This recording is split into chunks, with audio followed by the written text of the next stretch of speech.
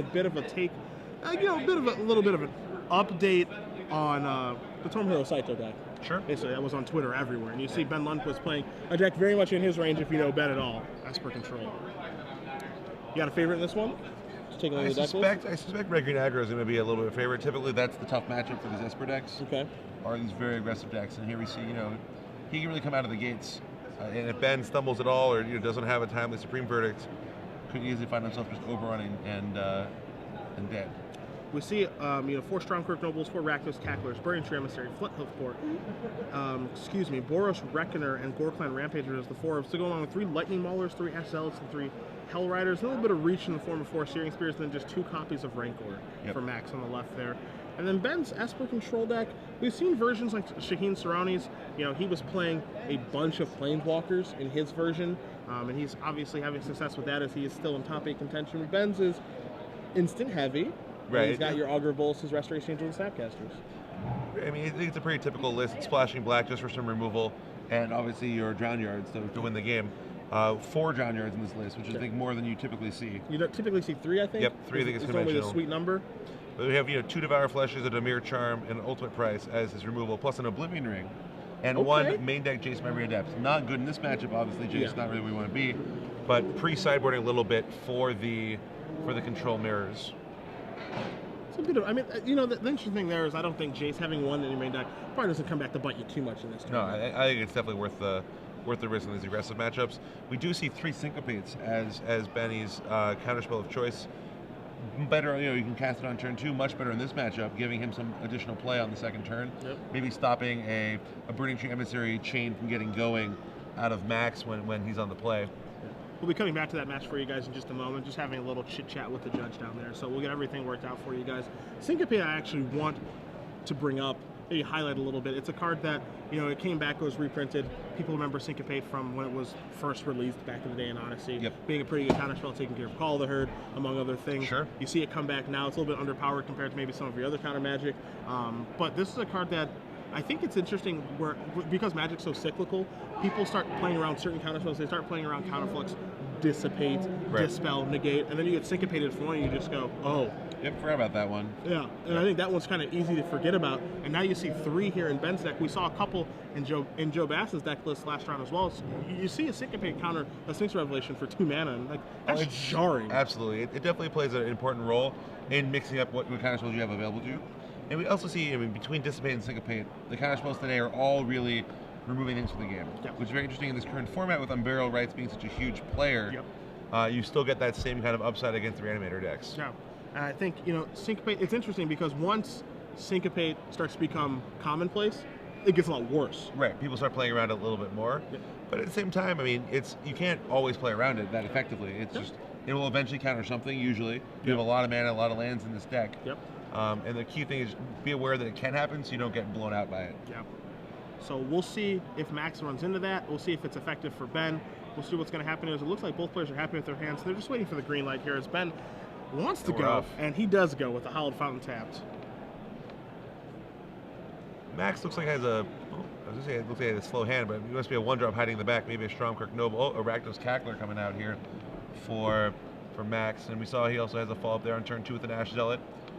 So he's going to be off to an aggressive start, kind of what Ben's afraid of, although it looks like not a second red source in his hand. 2 Temple Gardens. Yeah, you see the Temple Gardens in their hand, and the Temple Garden is a card that's kind of strange in this deck when you immediately look at it, as this deck is deemed red-green aggro. But the reason you see that is because it's a green source that allows you to actually cast Boros Reckoner. So that's the innovation that you see there. Green source actually lets you cast Rancor without embarrassing yourself, not being able to cast Reckoner. You're going to see an Augur Bolas here from Benny. Going to show you a Devour Flesh, a Think Twice, and a Glacial Fortress. That is a great Augur Bolas right there. It's going to shut down the offense. This is where that card shines. Pick up a Rule Spell as well. And especially great against the Lightning Mauler we see in Max's hand.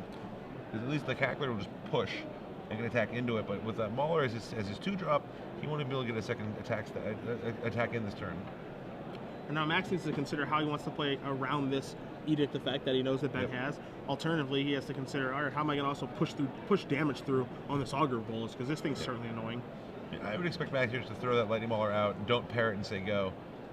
Sure, see Maybe Ben won't. Ooh, taking a different line. This is forcing through some damage. This is forcing through some damage here. So he wants to just run over that Augur Bolts and get that thing out of the way. Because maybe he feels, I got to do this eventually. Might as well get it done now. Gorkline Rampage is a card that, it's very good in those aggressive mirrors where blocking does take place. But in this matchup, you can get yourself in a lot of trouble by trying to Blood Rush that thing. So maybe just trying to get across that way is easier, as you do see Max draws a Burning Tree Emissary for the turn. So we might see maybe that and a Lightning Mauler in the beatdowns. We're ready to get a little spicy here. So again, the concern is that he does have to respect cards like Syncopate. So he needs to play that other land untapped first, I think. I think he may just go Emissary into a Reckoner potentially, and leave himself the Mauler on a recovery from a Wrath out of Ben. Sure. Also, he has to assume that in response to Emissary, he's going to get his Rakdos Cackler Edicted. Yeah. Almost certainly. Did you see Ben thumbing through some cards there? You've seen Azorius Charm. You see that Devour Flesh. You're going to see the Temple Garden come into play tapped on Max's side. You also see a Supreme Verdict over there as well. I actually hate just playing the Reckoner here in Go, and then next turn Emissary and a Mauler attack with everything. Sure, get your damage in that way. And I think that might be better than what his other options. He's choosing to go with the Emissary directly, and actually it's going to give him red now to cast that Ash Zealot potentially. The question is how does he want to go about trying to pace this game and trying to build his army? As you see the Lightning Mauler, you see the Ash Zealot, and you see, of course, the Boros Reckoner that you can't cast now. But so he's going to go with the Ash Zealot, and you see him playing his best deliberately, basically saying, Ben, are you going to cast the Devour Flesh now? What exactly do you want to pull the trigger on that? I'm surprised Ben did not respond to the Emissary with the Devour Flesh. He must. It strongly suggests to me that he has Wrath. Yeah, and he does have one in his hand. Yep. As you do see a Think Twice here from Ben. He's going to draw a card. Looks like he draws a Hollow Fountain off of that. Follow-up draw is going to be an Augur of Bolus. He's going to have to take 2 to cast a Supreme Verdict, but it's going to be a 3-for-1. Yep. He's going to 9 though, and it's a pretty low life total. If Max can muster together some more action, he really wants to find a Hellrider and another red source, ideally. He needs another red source badly. Because now you're going to see an Augur of Bolas here from Ben. See what he finds off of this one. You see Sphinx Revelation and Azorius Charm. He's going to consult his hand really quickly, as you see a Sphinx Revelation and Azorius Charm already in his hand. So he's going to take the Charm. Yep. Especially when he's stalled on 4 lands, you don't want to clog your hand with a bunch of expensive X spells. Yeah, we're going to just eat that guy. He's going to Devour Flesh right away. Part of the reason for that, maybe a little bit of a hedge against maybe a card like Brimstone Volley. Sure. Which is not commonplace in these decks, but you don't want to get blown out for it. He knows he's going to cast it. Might as well play it right away. Now we're actually going to see an Ash Zealot still can't get cast, so just a Lightning Mauler and a go probably here. Okay, put the Rancor. That makes it always tapped out. Sure. It's a little awkward putting the Rancor on a creature that will just trade with the Augur. Yeah. Not optimal, but when you know Ben also has an Azorius Charm in his hand, this game feels like it's getting away from you pretty quickly. So you do see Ben just play Goblet Shrine and pass the turn back. Max just draw a card, and again, these Temple Gardens, they're weird to see here, but they are coming back to hurt him now. Yep. If you figure if they weren't Temple Gardens, they would just be forests. It's not making a big difference here. Yeah. It's not like they're taking the slot of a red source. Yeah. So let's see what Max is going to try to do this turn, as he cannot play those Ash Zealots in his hand. You see a Searing Spear over there as well. And a Hellrider. And the Hellrider too. So his draw really falling apart here, actually. What started off to be a pretty good draw. And hear me, if you're Ben, you might even just cycle one of his Azorius Charms end of turn. Certainly you jump in front of that card and you trade. You can't trade fast enough. Even Azorius Charm it, knowing that you don't want to let him draw more red mana. Yep. One option. I would probably just trade and just cycle and save the Azorius Charm for later. Certainly do not want to use that. The second Devour Flesh also in Ben's hand. This is looking pretty bad for Max. And one of the sweet spots of the Esper control deck and of the blue-white-red control deck, basically of your Sphinx Revelation decks, is getting yourself to 6 mana so that you can play Revelation 4/3. Flashback instead. Yeah, that makes more sense. I didn't realize you still had that in the graveyard. Yeah. That's obviously better than cycling the Azorius Charm. And now we're going to see an isolated Chapel here. And now he's at what I call sweet spot number 1 for these decks, which is being able to draw 3, gain 3, and start revelating into Revelations. But it looks like he's going to cast Augur of Bolas, get some more options to see a Think Twice, so he's going to be able to keep increasing the velocity of his deck, keep hitting those land drops, and cast a back-breaking Revelation. And you see him play it now, Tom, I think because he can either cast a Think Twice and Azorius Charm plus Devour Flesh, just a lot of options now. Sure. Here we're going to see, whatever Max does here, he's in a lot of trouble. So if he plays the Hellrider attacks with both, he walks into Azorius Charm plus Devour Flesh, killing the Hellrider, putting that kind of useless Lightning Maul on top of his deck. I don't see a line here where Max can really get any kind of damage through before, and now Ben is in Revelation range. Yeah. So this game's it might take a little while to close out, but you assume Ben, is a 97% favorite to win this one. Yeah, I think Ben knows he's ahead. I think Max knows that Ben's ahead, and Max is saying, how the heck am I supposed to catch up through these Augur Boluses and finally drawing my second red source? It's a little bit too little too late at this point. So you do see again in Max's hand, Searing Spirit, Ash Zealot, Hell Rider, considering, all right, how do I go about establishing these cards and actually having them do something? And so you are going to see him come with a Hell Rider here.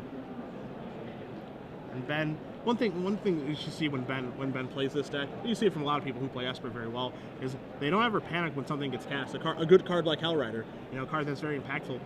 He picked up his cards, established what he wants to do, and then he's going to execute that game. Well, here he knows he has all the answers, right? So say Max attacks with both creatures, Ben's gonna Azorius Charm the Lightning Mauler and then Devour Flesh the Hell Rider, leaving Max with a pretty useless, frankly, Lightning Mauler on top of his library. Sure. Facing down 2 different 1/3 creatures. Sure. It's going to be really hard for him to come back, and then Ben still has another Azorius Charm and a Revelation in his hand, as well as that Think Twice that he can get things going with as well. So it's interesting there. The world is his oyster, as you're going to see just that Lightning Mauler come across here. Playing around Restoration Angel here, but I don't think Max can really afford to. I mean, the question is, what can you afford to play around? That's what you have to decide, right? Because now Ben is probably just happy to go, all right, double block, Devour Flesh you post-combat. Yep. And I'm basically trading, I'm not taking any damage. I still have my Augur. The Rancor goes back, sure. And now you see Ben, he's going to cast a Think Twice. We'll see if he's going to cast Devour Flesh too here. As you do see Restoration Angel's the card drawn. He's just going to cycle Azorius Charm. He knows he can just Devour Flesh next turn. There's no rush. See Isolated Chapel, the card drawn for him. He also does have a Hollow Fountain in his hand as well, so we'll see which land he decides to play here. My guess is he's going to play the tap land, and then he's just going to Devour Flesh and resto that Augur. It's fun to watch with this deck because you do see Devour Flesh here. It's going to take care of that. Here comes the Augur Bowl. It's getting a little aggressive. When that guy starts attacking, you know you're in trouble as an aggressive deck. It's interesting to watch the Esper deck's mana line up perfectly, where you can play 2 spells in one turn. This turn, Ben's able to play a tap land, Devour Flesh. You have Restoration Angel as well, basically daring Max to play a haste creature now, and you can just snipe it off. As now Max is reaching for his mana here. We saw the draw of a Burning Tree Emissary for the turn. He's tapping, interestingly. I would be tapping both of my green-white sources here if I'm going to be casting this Emissary, leaving up Max amounts of red, which it looks like he might be switching to now. Yeah, it looks like that is what he's going to switch to. So now there's your Burning Tree Emissary. Tap a red mana here. That's going to allow him to cast his Ash Zealot while having a green floating for the Rancor. So there's your Rancor. Unfortunately, Emissary is showing up too late to step in front of one of those Devour Fleshes, which they're Ben only playing 2, they're both gone now. And here we're going to get picked off by any number of things. Maybe just an Azorius Charm. I suspect Ben, though, will just trade with his Restoration Angel. No? Okay. Just an Azorius Charm. Choosing to kind of maintain the status quo. Happy to play as many turns as possible here, I think, right? Sure. I mean, I think I would have just flashed in my Restoration Angel, blinked my Augur Bolus, and traded with my Resto there. Just more efficient use of your mana. You get to tap out this turn. You still have the Azorius Charm. I mean, there's not going to be a trade's not going to take place because of first. Well, it's first. Yeah, right. A trade. Yeah, I mean, a trade's not going to take place, but at the same time, I mean, a blinking of the Augur Bolus, get to see a new card. That might be worth it for the turn. I completely forgot about the first strike. This is certainly great because now next turn he's going to block with the Augur Bolus and then blink it. Okay, sure. Or depending on where the Rancor winds up, he's thinking about Rancoring up his Emissary right here, which is what Ben definitely wants to have happen. Yeah, he would love for that to happen, but Max is not going to do that. Ben's going to draw a card. Drew Supreme Verdict again. So now we're just going to say go. We'll Revelation for 5. Clear up the board the next turn. Yeah, and just wrath away everything for the following turn. You see, there's the Ash Zealot drawn again. Searing Spear, Rancor, and Ash Zealot's in Max's hand. So there is your Ash Zealot. Here comes your Rancor. Max basically in the same situation. Azorius Charm acting is basically a time walk here. He's going to get in, and this is the tip-off if I've ever seen one.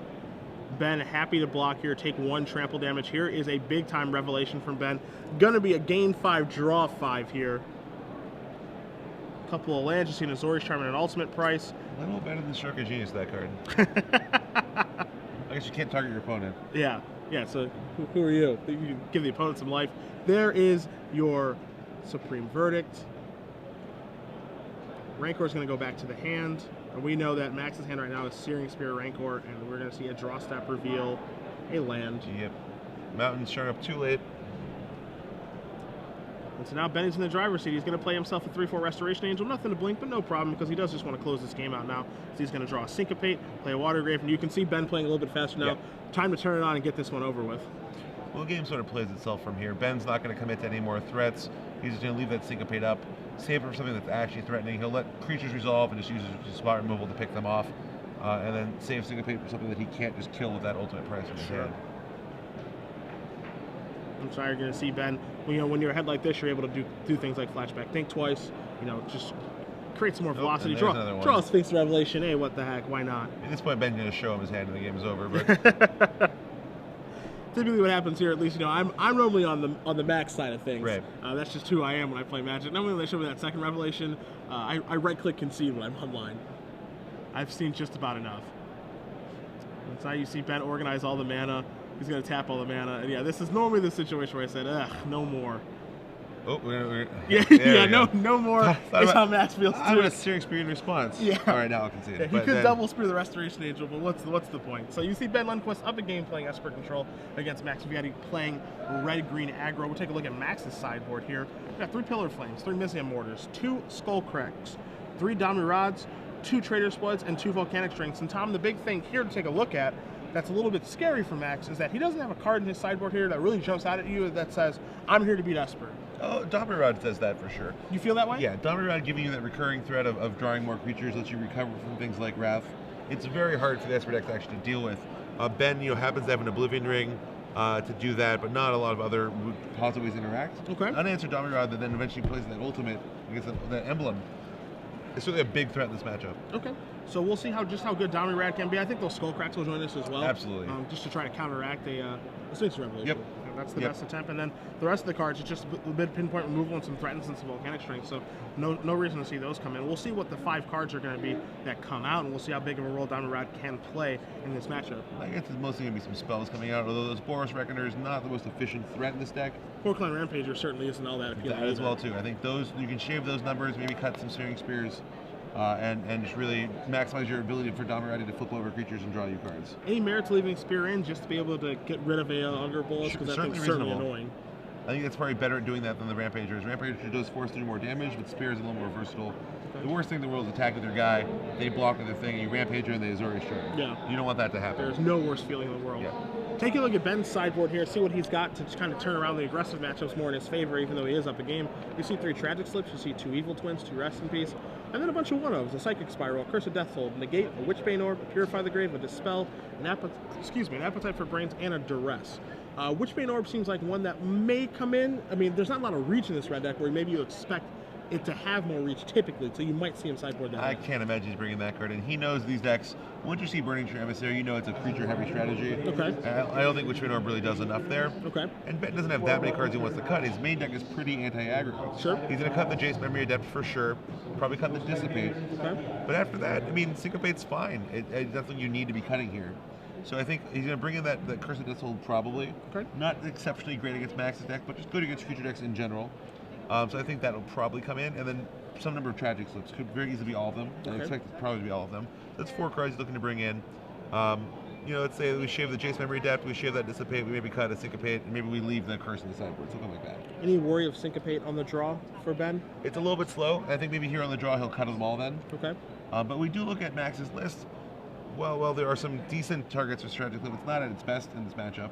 He only has Lightning Maulers and Stromkirk Nobles that will die to it. He doesn't have things like Arbor Elf that are especially vulnerable, but still need to bring in any spot removal you have, I think, if you're Ben. Yeah, I mean, Tragic Slip, a card much better against Night Blitz. Sure. They have the Boros Lutes, they have their Mayor of Averbrooks, Champion of the Parish you can snag on turn 1. You take a look at this mono red deck, as you said, Stromkirk Noble, Lightning Mauler, just about it. Flinthoof Force, Burning Tree Emissaries, even Rakdos Cackler, those are 2 toughness creatures and higher. But it does set up a good turn 3, where if you assume you have double black, which is not something you can really safely count on, but if you do have double black, you can play, a Devour Flesh into the Tragic Slip. Yeah. So you can get those kind of turn 3 double removal spells where you turn Tragic Slip into a 1-mana Terminate. You can even find a way to sometimes punish your opponent if he does Searing Spear and Augur Bolus. Your Tragic Slip is turned on. So that's something that can happen. Again, I wouldn't be surprised, much like you, to see Tragic Slip joining the party. It makes sense, on the surface. We'll see if Ben actually does pull the trigger on that, because it's a removal spell against an aggressive deck. Of course I bring it in. That's the easy way to look at it. See shuffling up here. If you guys do want to interact with Tom and I from home, feel free. You can join us on Twitter at SCG Live, hashtag SCGINVI. We are here in Atlanta. Tom always with his phone at the ready to check his tweets. He is quite the Twitter man. I'm not doing so bad myself, but we're having fun here in the booth. Also taking a break right now, but if you guys, again, do want to interact, see if those strategies are going to come in, express your opinion, feel free. Because we do see a turn 1 strong Kirk Noble here Ben from still Max. has Jace in his hand.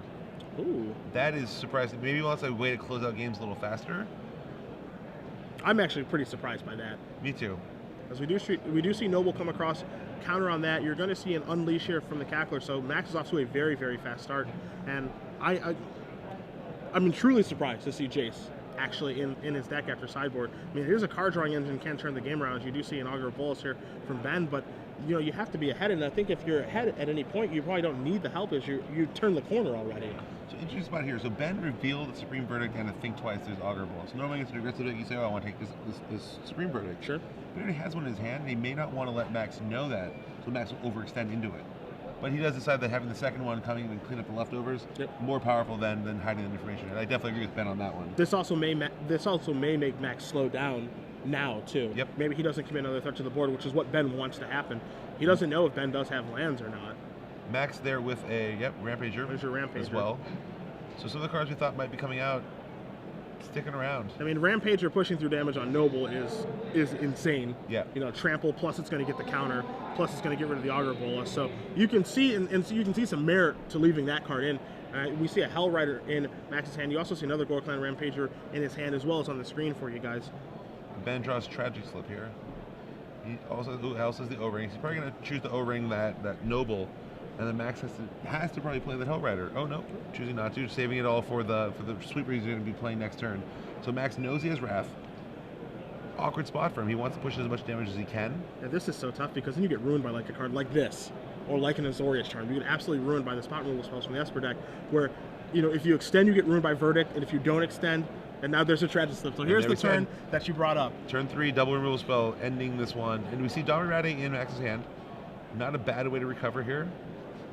Get it out there, plus it, and try to draw some cards. The thing is that that as an Esper player, yes, Supreme Verdict is supposed to be this X for 1, but let's say that Max does just play a Hell Rider next turn attacks.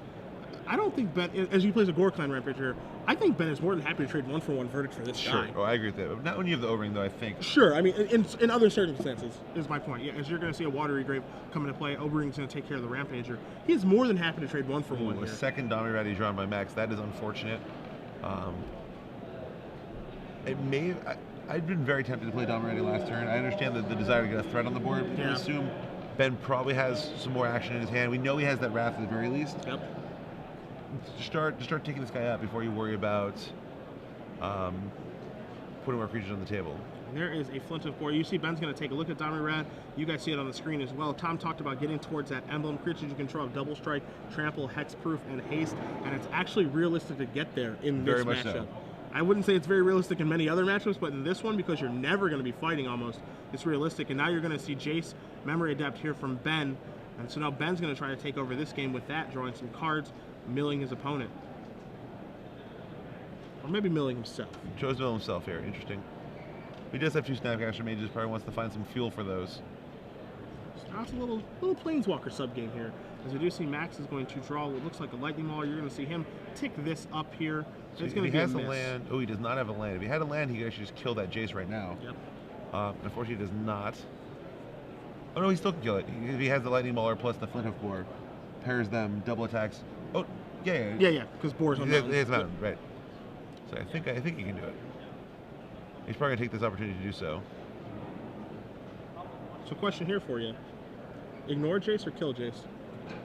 Tempted to ignore with Ben already at 14, but when you know he has Wrath in his hand, you can't get him to 9. You're going for a longer game now. You're on the Dominati, just refuel, regroup, and attack again plan. Okay. If Ben's drawing an extra card every turn, you're not going to win this game. Okay. I would kill the Jace. You see Max is going through that right now, kind of agonizing. Do I want to waste a turn to kill, basically wasting a turn to kill Jace, and this I'm using 2 cards to kill it, and then they're going to die to the Supreme Verdict. That makes it into a 2-for-2. Yeah, which isn't bad. And then you do have the Planeswalker advantage, which is, I think, really where you want to be. I think you're not winning the game with those 2 creatures or your hand. His hand is just a Hell Rider. You put him to 9, he wraths and draws an extra card. your Hellrider attacks for 4. And if he has an Azorius Charm or anything that he's drawing with all these extra cards, wow, no. He's gonna go upstairs. He's basically saying, I'm gonna try Duration and maybe hope that you brick a lot with your Jace. I just don't feel that in a deck that has Sphinx's Revelation, it just feels very unrealistic. You have to play for a longer game, which stinks, but that's how you construct your deck and your sideboard with Dominaradis there. Yeah, I think especially just having the Dominaradis means you can afford to do that, especially because it's eventually going to ultimate, giving your guys haste. Yep. Letting you play for a very powerful long game. And giving your guys double strike too, which is huge. And you have another Dominator in your hand, so on turn 7 you get to ultimate and replay. Yeah. So here, just turning those 2 cards into a bad pair of Lava Spikes. Yeah. Is basically what we just did. Spend 4 mana to not even double Lava Spike your opponent. And so now you're going to see that tick up. He does miss, and it looks like Ben's probably taking a look, seeing what the ultimate is now. As you are going to see a Hellrider here. I mean, this has to keep. He has to keep. Now he's all in. Yeah, he has to keep going upstairs now. He has to ignore Jace the entire way now. So Hellrider trigger. It's going to put Ben down to 5 after all is said and done. And you see Max with a stomping ground here that he's considering playing. I'm figuring out what they're going to do with the Dominrad as well here. So. Here he peeks. Yeah, I know. Here, take a look. Just you see him pointing at it, making sure that everything's kosher with the game state. Unfortunately, so because if it was already at 7, I like this line a lot more. If you could potentially ultimate next turn to be lethal, should Ben just tap out for a removal spell or Wrath here. Unfortunately, yes, we see another Sphinx Revelation drawn for Ben. He now has 2 in his hand. Dominrad is still a threat. Yep. He has to respect that ultimate. Still could be enough to win the game here, and maybe ignoring the Jace will turn out to be correct. But I do think that the marginal advantage you're gaining from those 5 points of damage versus letting Ben draw probably 5 extra cards from that point in time to the end of the game gives him so many chances to draw more spot removal. Yep. And the only way to be able to interact with you now is with instant speed removal once you ultimate that Dominrad. You know it's going to happen. You have inevitability on that ultimate. Yeah. You know that Dominrad is not going to get taken off the table. There's a small chance that Ben's also playing some Dimension Spheres or multiple O-rings, but I think you have to assume it's going to be getting there. Ben now going to mill 10, decides time to start trying to end this game. An interesting choice there. I mean, if he doesn't have any instant speed removal, you think maybe he wants to be trying to draw something like an ultimate prize? The reason I'm interested with this one the most is because we saw Dominrad miss last turn. So we know that Max's draw step is a poor one. Yep. So it's giving him a fresh and a new live draw here, and he does draw another Dominrad. Okay. So this is going to go up. Stromkirk Noble is revealed. He's going to draw that, and I think you just hold it. Oh, right? absolutely. You hold all your creatures down until you ultimate. Yep. And now we're going to 4-up Ben, and Ben's going to choose to draw a bunch of cards. Interesting. So once Max milled that Skullcrack, I've been very tempted to main phase that Sphinx Revelation. Yeah. He was tapped out. I'm afraid of, and we know he has spells in hand, not creatures. Yep. I'd be very afraid of getting Skullcracked and just dying, because Ben was dead to a Skullcrack right there. Yep. But maybe having one get milled, he thinks Max probably doesn't have that many. Sure. He certainly opened himself up, the window, he opened himself up to losing in that. So I definitely agree with you there. Something I'd certainly overlooked. I mean, we have the privilege of working with perfect information, only 2 Skullcracks there, but something that he has to think about. There you see a stomping ground. And again, he does just pass the turn, so he realizes there's no reason to play that Stromkirk Noble. Ben now has Dissipate in hand as well. So the cards I thought he was boarding out are all still in his deck. Sure. I'm actually interested to see when maybe we can talk to him later today and find out what was he boarding out in this matchup if those aren't the cards that he's cutting. Maybe the Syncopate's the ones that got cut. I mean, I can certainly see Syncopate being out on the draw. It seems worse than Dissipate to me, though. This red green aggro deck doesn't have a lot of lands. It's going to be tapping out a lot, even into the late game. A Dissipate for 2, a Syncopate for 2 will probably counter anything he's playing. Sure. Syncopate for 2 is basically equivalent to Dissipate. Right, and it has upside. Sometimes only being cast for 2 mana on turn 2 or turn 3. So you're going to see another mill for 10. So Ben, again, looking to close out this game here, using Jace aggressively. No more card drawing for Ben. And there go your 10 cards. Ben takes a look really quickly. Now you're going to see Ben tap some mana here. He's going to trade 1 for 1 with that Hellrider. Yep. Yeah, I think, yep. And he's going to play a Water Grave, pass the turn back. Handful of options, Dissipate, the most important of them. As you guys do see Domri on the screen here, that ultimate's about to go off. As you see Lightning Mauler is the draw. So here is your ultimate. Now, Tom, if on this turn, how do you lead off this turn? I think you lead with Stromkirk Noble. Ben knows about it. Put him to the test on that one. That guy gaining double strike means on his first combat step, he is going to counter himself up for a second combat step. Sure. So he will attack for 3 here. Okay. And then you followed up with the hasty 2-1. So he is going to start off with Strong Kirk Nova. And you see Lightning Mauler was a draw for Max's turn. He also has 2 copies of Diamond Rad in his hand. So I think if this gets dissipated, I am actually just going to put Ben down to 1. I'm going to play my 2-1 and hit him for 4. Dissipate. Takes care of that. Now he's going to snap play that Lightning Mauler. Can't cast it fast enough. So here's a Lightning Mauler. Nothing to pair with it, fortunately for Ben.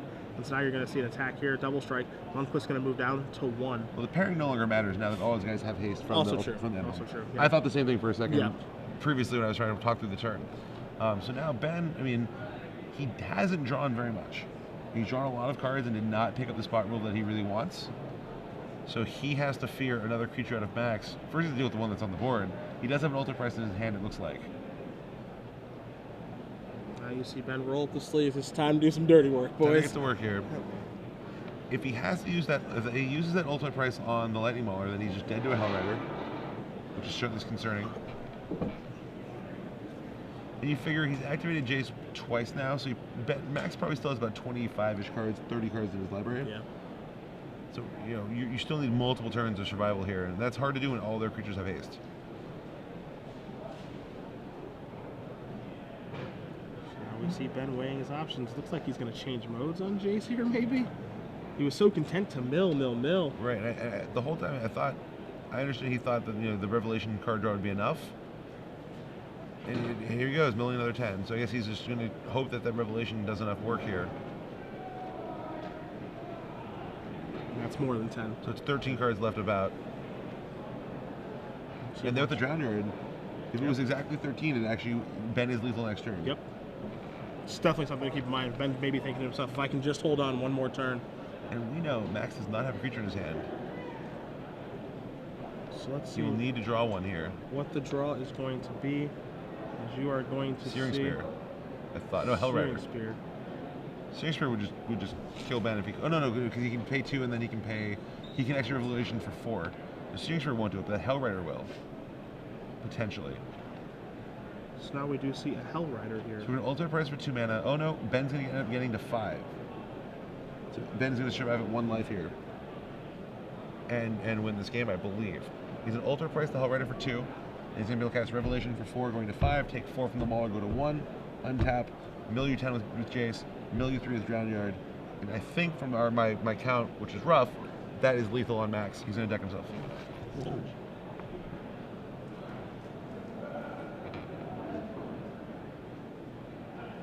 Think twice instead. Interesting. Is that not an Ultimate Price in his hand?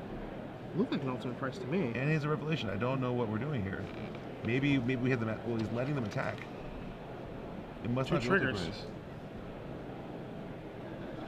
Give this again. Okay, so Max does win that game.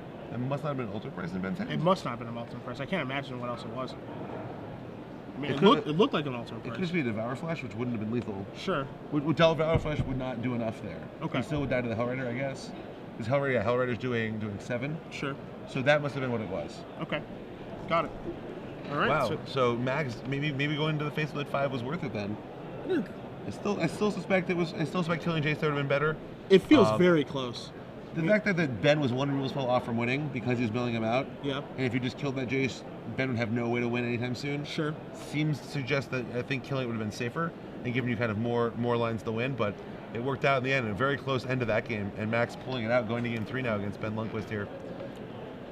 Interesting card that you bring up, the Damirade, the inevitability that card provides. Right. It's amazing in this matchup. It really is here for that Esper thing. Drawing the creatures, it pairs so well with itself. You draw creatures and eventually they're going to get haste and get to throw in there and attack for lethal.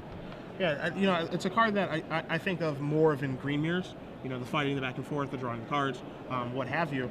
But you see that, you know, Esper, outside of that one Oblivion Ring, and sometimes, as you said, they do play Detention Spheres as well, so Oblivion Rings, what have you.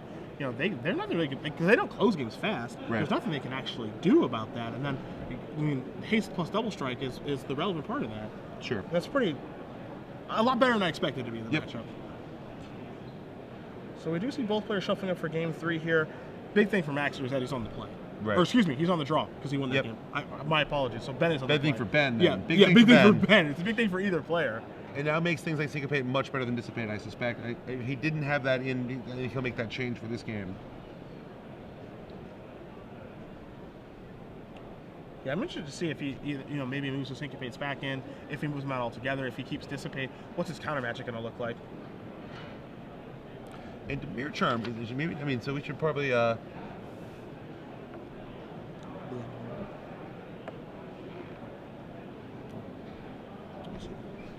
So one of the things that we forgot, we're getting kind of flagged here from off screen, Dominant grants Hexproof.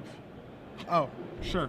Which makes a lot of sense. Yeah. If we just read the card. It has a lot of words on that ultimate. Yeah, I was so focused on the haste and the double strike. Yep.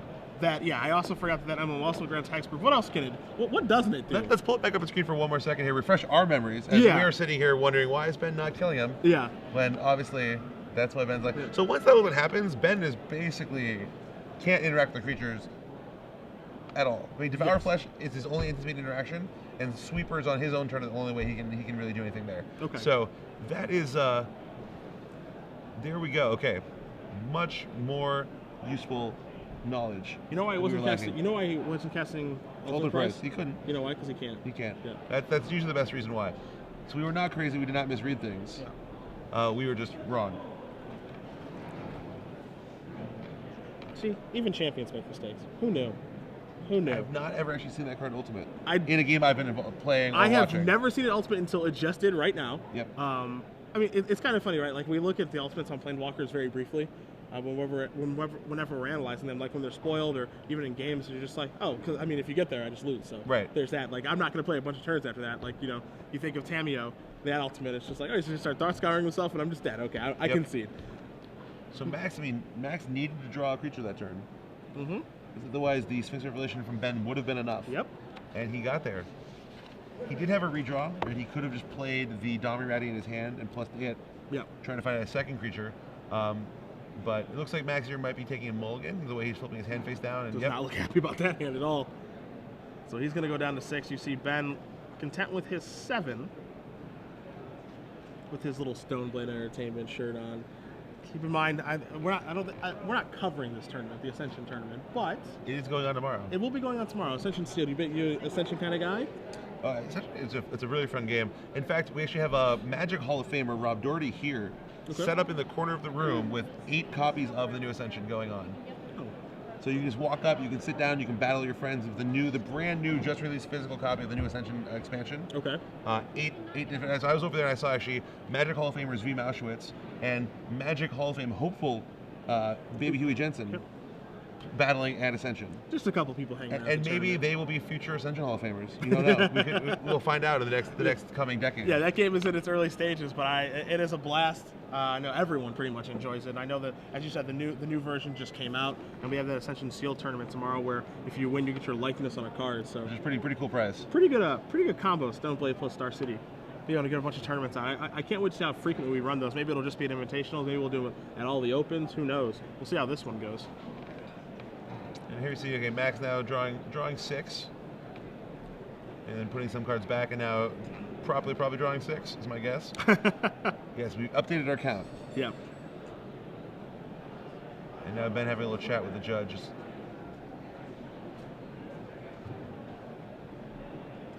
Okay, now we're looking at our hands here. Max contemplating, and he's happy. He's happy. So Drowned Catacomb's going to lead off for Ben. You're going to see a mountain into a Strong Kirk Noble. So good start here. Ben had the slip. Ben, interestingly, okay, so we do see the Syncopate now. Okay. I was a little bit scared. You see Nefali Drown Yard as his second land. Which, given that he has the M12 duel as the only other land, makes sense. Yeah.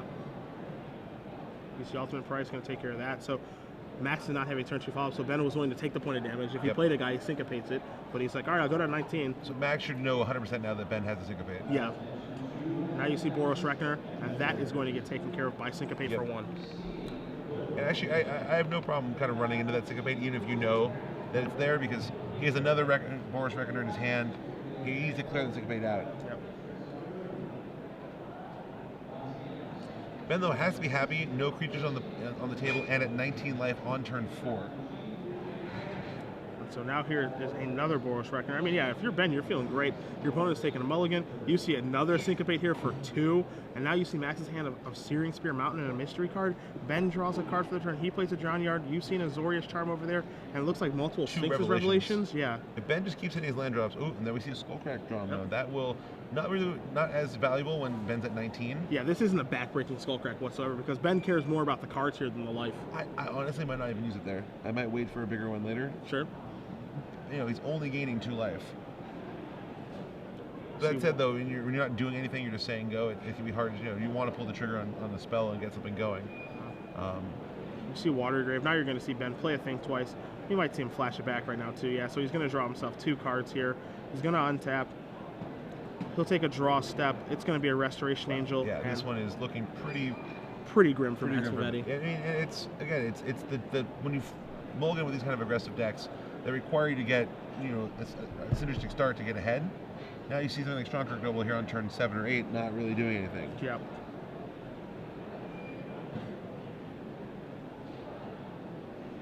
So Ben thinking through his options here. He has a lot of them. We see 2 Revelations in his hand, the Azorius Charm, just all the action. There's We're a Snapcaster. We're just gonna alter price this. We really just, you don't keep anything. 1/1s, nope. Yeah. None of that on my watch. I'm taking care of every single thing that you do. I don't think so. I guess when you have the Restoration Angel in your hand to blink the Snapcaster, pretty reasonable.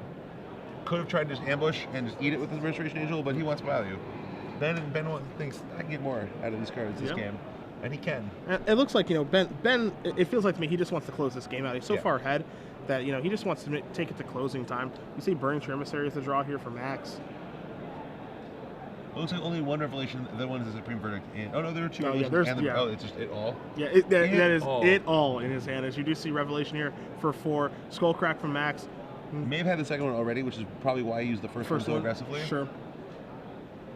You see that Revelation resolve. Ben quickly untaps. Doesn't care about Burning Emissary. That's fine.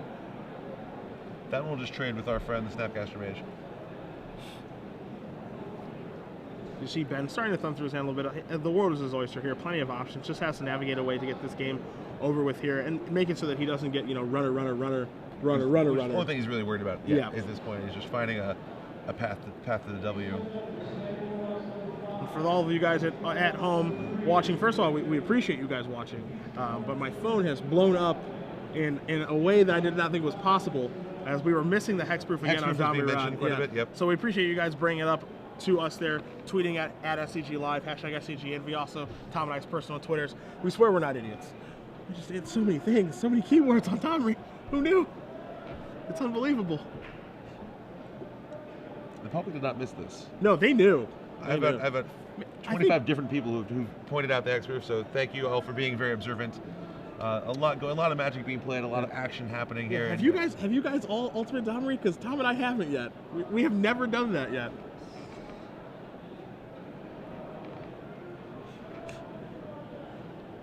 Here we see sad times for Max. Yeah, we see Restoration Angel going to blink here. You see the Steering Spear in Max's hand, and it's just like, am I going to pull the trigger as Restoration Angel is going to get in front of this? You saw Ben targeting something with that Snapcaster Mage. Maybe Syncopate, just to give him some protection. I guess not Syncopate. Yeah, it's the Azorius Charm. Now you see Ben thumb a card through, and Restoration Angel is going to bite the dust. And don't think he minds all that much again. If you're trading a series for Restoration Angel, you're in great shape. He does just pass the turn back. Ben going to cycle that Azorius Charm. Yep, from his graveyard. Yep. Draw an Augur of Bolas, get deeper into his deck. Draws a Drunk Catacomb for the turn. And now here is an Augur of Bolas. So 3 cards for Ben. Supreme Verdict is the one that's going to go to the hand. Island and Hollow Fountain are going to go to the bottom. And he does have another Revelation in his hand, so...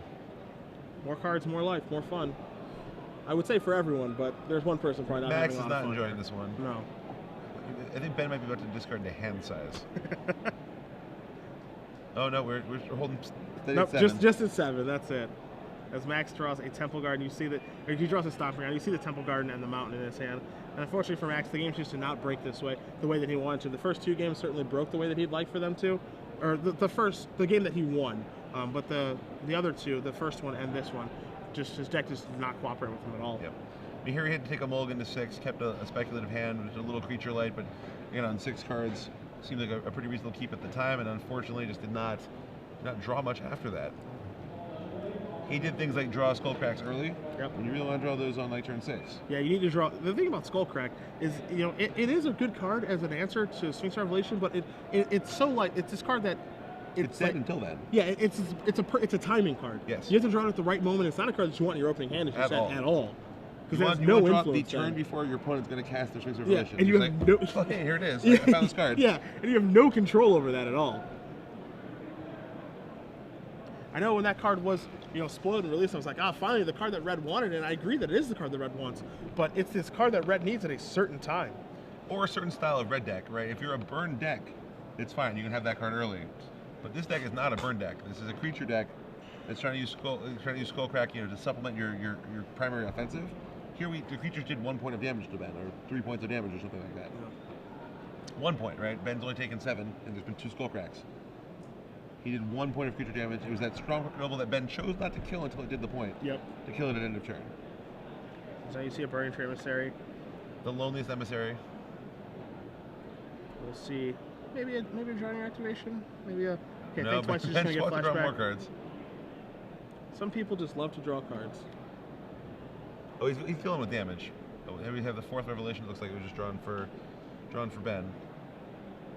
There you see Oblivion Ring on Burning Tree Emissary. I think that's we'll call that maximum rub-ins, as we're going to see an attack here for 5. We even saw Ben here use that Azorius Charm, not to draw a card actually, but to gain lifelink. We call that secret mode, as there is a Lightning Mauler, and Max has just passed the turn back. At 1 life, maybe he won't attack with everyone. Well, here's the Sphinx Revelation. 4 more cards, 4 more life, and a concession. So Ben Lundquist does win with Esper Control 2-1 over Max McVety. Remaining at Red-Green X and aggro. 3, I believe X and 3 is what Ben is at. I know he squeaked in yesterday. He had to win, and we see him paired here at table 4. He does have 30 points. Right. So yeah, he was at X and 3. So he remains strongly in contention for the top 8 in this tournament. He was, as I said yesterday, I talked to him when he was 3-3. Yep. And he was 4-3. And he was 5-3. And he was just like, I just squeaked in into day 2. And now he's climbing, 4-0'd with Merfolk. And I talked to him after his last one with Merfolk. I was on break that round.